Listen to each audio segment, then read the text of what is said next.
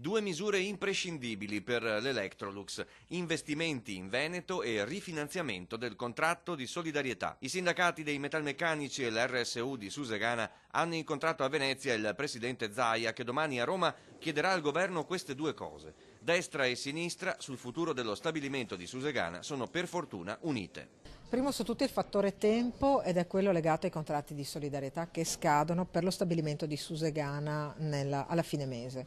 La seconda richiesta è quella di addivenire ad una certezza sul piano industriale di Electrolux che dia prospettiva di permanenza in Italia, ma ovviamente per noi per quanto concerne lo stabilimento di Susegana. Nell'ultimo incontro che abbiamo fatto il governo si è impegnato a mettere a punto questi provvedimenti, bisogna discutere la quantità e la forma e per noi questo diventa il percorso decisivo e se si realizza è chiaro che assume anche un valore generale perché è un modo per non far pagare la crisi ai lavoratori e non perdere posti di lavoro.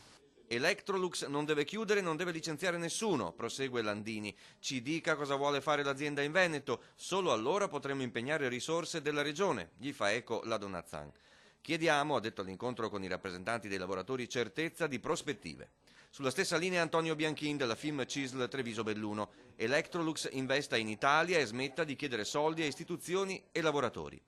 Sui fondi pubblici disponibili o promessi per questa lunga vertenza si apre anche una polemica tutta nazionale sulle maggiori disponibilità messe in campo dalla Regione a statuto speciale Friuli Venezia Giulia.